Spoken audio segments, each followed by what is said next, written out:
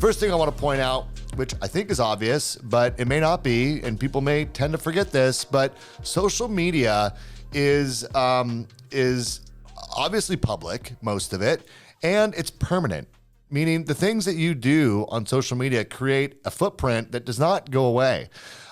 You may think that you could just delete a post. You know, I've seen people do this, right? And look, I think we've all been there where you see somebody put something on social media.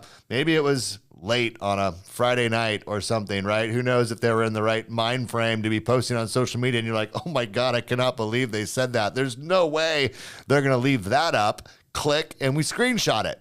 Right? Now it's captured. They can delete it, but it's still there, you know, and that might get shared amongst peers or other people. We've all seen this happen.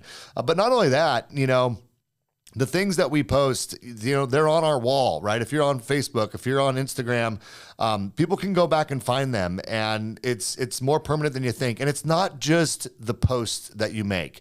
It's also the comments that you might make on other people's posts. It's even the likes when you're liking someone's content. It absolutely is there. People can find it. And not only can they find it, keep in mind, it's presented to people differently. You know, oftentimes you'll look at a post and you'll be like, oh, there's 8,000 comments on that. Like, there's no way someone's going to see my comment. Well, social media knows who your friends are, and they know that you want to see what your friends are saying. So guess whose comments always pop to the top whenever you're looking at, you know, one of these posts. Even though it has 8,000 people, your friends are going to see yours first. And you may not realize that. Maybe you do. Some people don't consider that, and they might think they can kind of hide in plain sight. I promise you, it's not as easy as you think. So people that you do business with in real life, not on social media, they're going to look at your social media. And whatever you put there, it's there forever. Maybe you can delete it, but chances are there's going to be a footprint somewhere, and you got to think about that. Number two,